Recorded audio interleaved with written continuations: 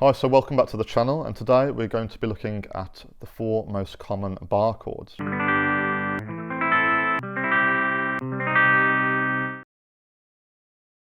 So there are 3 main types of chords on the guitar: open chords, power chords and bar chords. So if you haven't already learnt open chords or power chords, then I highly recommend that you learn those first, because bar chords are more advanced. So what is a bar chord?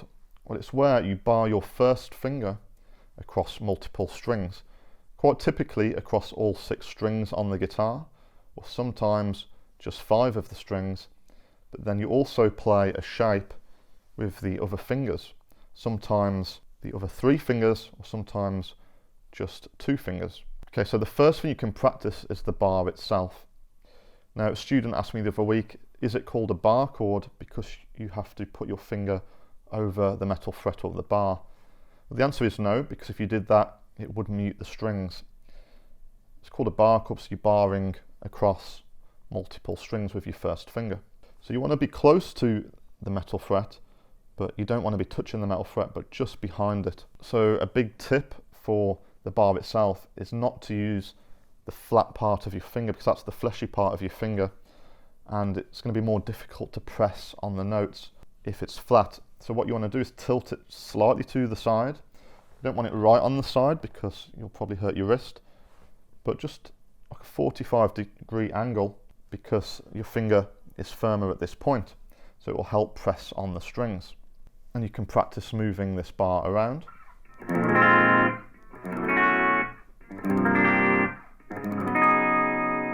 So you want your thumb to be parallel with the first finger on the central back of the neck. This will create like a clamping effect, helping you to push down on the strings with your first finger.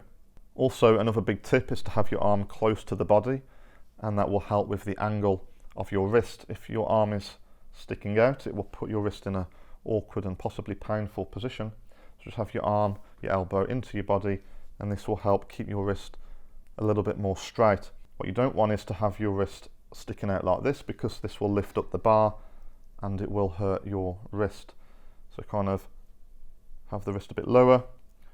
There's just a slight bend in the wrist, but it's fairly straight, and that will help keep the bar on all the strings. So the last tip on the bar itself is the finger placement. Now, there's no need to have your finger way over the fretboard, but just adjusting it a few millimeters either way can make a big difference, because what you might find is the strings get into the gaps of your joints in the fingers, but just putting it that couple of millimeters higher or lower can help eradicate that.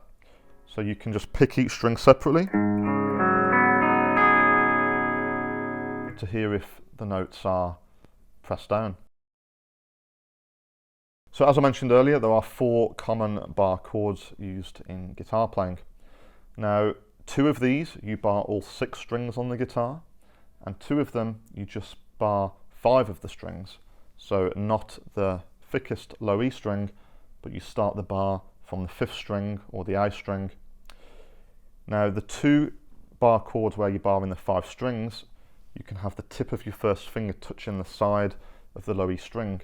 That way, when you're strumming the chord, if you accidentally catch the low E string, the tip of the first finger should mute that string. Okay, so we're going to start off by learning a major bar chord shape. Now, these shapes are movable. You can actually start them on any fret. For this video, I want to place my first finger on the 3rd fret. So I'm going to put my first finger across all 6 strings on the 3rd fret. I'm going to place my 3rd finger on the 5th fret on the 5th string or the A string. I'm going to place my little finger on the 5th fret on the D string, and then my 2nd finger on the 4th fret on the G string. Then we're going to play all 6 strings.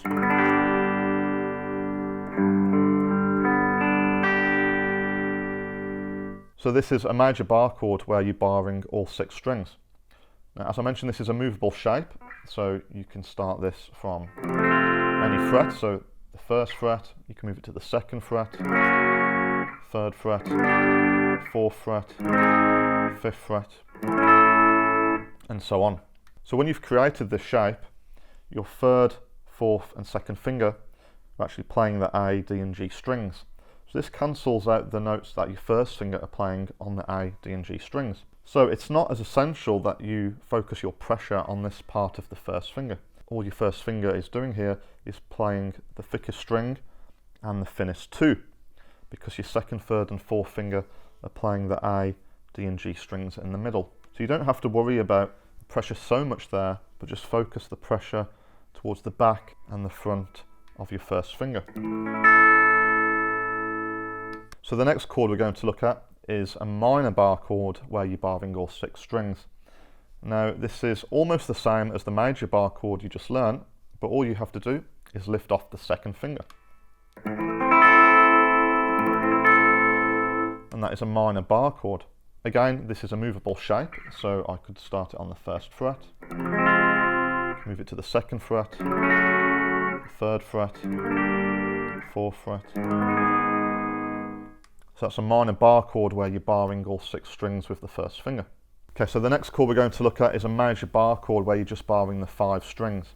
So you're going to place your first finger across the 5 strings, so don't bar the thickest string. Just remember to have the tip of your first finger touching the side of the low E string, so that will mute it if you accidentally strum it. So in this example, I'm going to put my first finger on the 3rd fret. So my second finger will go on the 5th fret on the D string, 3rd finger will go on the G string, also on the 5th fret, and then your 4th finger, your little finger, will go on the 5th fret on the B string. So there's a fret gap between your first finger and your 2nd, 3rd and 4th.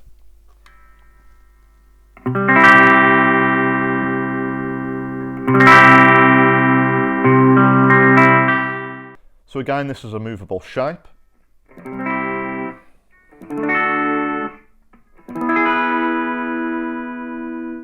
Some people do use their 3rd finger to press on the D, G and B strings for this chord, but the issue there is it can also press down on the thinnest string, and we don't want to press down on the thinnest string with a 3rd finger.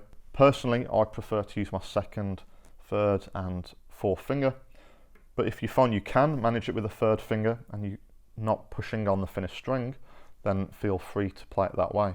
Okay, and the last chord we're going to look at is another bar chord where you're barring just 5 strings on the guitar. This is a minor bar chord shape. So this is similar to the major bar chord shape we learned earlier, but the difference is all your fingers are down 1 string. So this is the major bar chord shape we learned earlier, where your 3rd finger's on the A, 4th finger's on the D string and your 2nd finger's on the G string. But for this minor bar chord, all your fingers move down a string towards the floor. So your 3rd finger is on the D string, 4th finger is on the G string, and your 2nd finger is on the B string. You're just barring the 5 strings, remember. Tip of the finger, tip of your first finger is touching the side of the thickest string.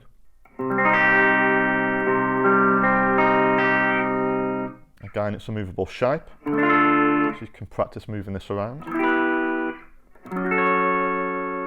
So the major bar chord where you're barring all 6 strings is known as the E bar chord shape, because it's reminiscent of the E major open chord, like this.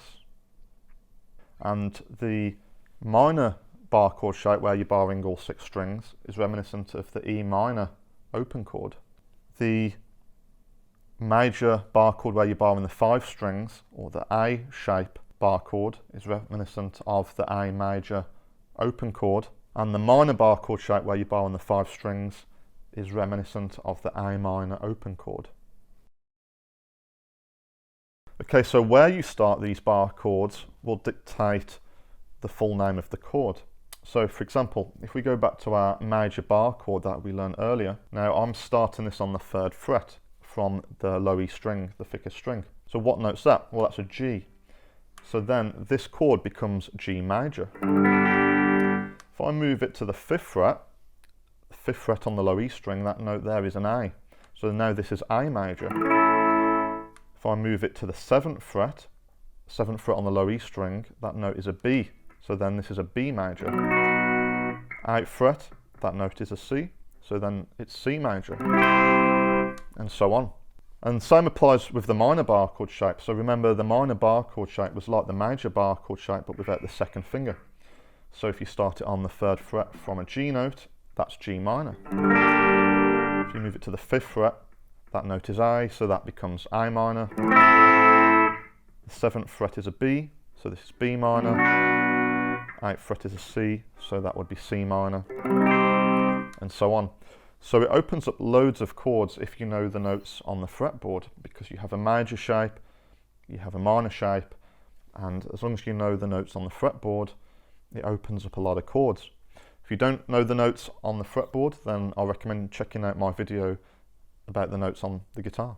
So with the 2 bar chords where you just bar in the 5 strings, same applies. You go by the note on the A string or the 5th string. So for example, 2nd fret on the 5th string there, that note is a B. So if you play the major bar chord where you just bar in the 5 strings, then that would be B major. On the 3rd fret on the 5th string on the A string, that note is a C. So then if you play the major bar chord shape there, that would be C major. On the 5th fret on the A string, that note is a D. So then if you play the major shape, it becomes D major. Then with the minor bar chord where you bar in just the 5 strings, same applies. So if you start it on the 2nd fret on the 5th string from the A string, that would become B minor. 3rd fret on the A string or the 5th string is a C. You play the minor bar chord shape, you would get a C minor. 5th fret there, that note is a D, so that would make that a D minor. So to summarise, we have 4 main shapes. 2 are major and 2 are minor. 2 of the chords you bar in all 6 strings, 2 of the chords you're just barring 5 of the strings. So we have the major bar chord on all 6 strings. We have the minor bar chord without the 2nd finger on all 6 strings. If we move down, where you just bar in the 5 strings, we have the major bar chord shape, which looks like this. Remember, there's a fret gap between the 1st finger and your 2nd, 3rd and 4th. And then we have the minor bar chord, where you just bar in the 5 strings, which looks like this. So that one is similar to the major bar chord on all 6 strings, but remember to move your fingers down. And just a reminder, where you start it will dictate the name, so get familiar with the notes on the thickest 2 strings of the guitar if you haven't already, and that will give you the first part of the name. So bar chords are tricky, and most people get frustrated when learning them, but just persist. Just remember the tips we mentioned. So arm close into the body, your wrist fairly straight, just slightly bent, thumb not too high on the guitar, kind of back of the neck, parallel with the 1st finger like a clamp. Remember the pressure on the finger to kind of concentrate the bar pressure on the strings that your other fingers are not on. And when you're practicing the bar chords, you can pick each string separately just to hear which strings are muting. So for example, if I play a major bar chord shape, but then I find that the G string is muting, then I have to figure out why. Is it that a finger above that string is leaning back and muting it? Or am I just not pushing hard enough? Or am I touching on the metal fret? So remember the 3 common reasons for a chord not sounding right is 1, you're leaning back on a string, 2, you're not pushing hard enough, or 3, you're pressing on the metal fret. Naturally, some guitars do have a little bit of fret buzz, so even if you're playing it 100% accurate, you still might hear a slight fret buzz. If this sounds quite bad, then I recommend taking your guitar to your local guitar store to get it set up, and this can eradicate any unwanted fret buzz. So there you go. I hope those few tips were helpful. So as I said, they are the 4 most common bar chords used in music. So give them a go and you'll come across them a lot when learning famous songs. So I hope you've enjoyed the video, and I'll see you in the next one.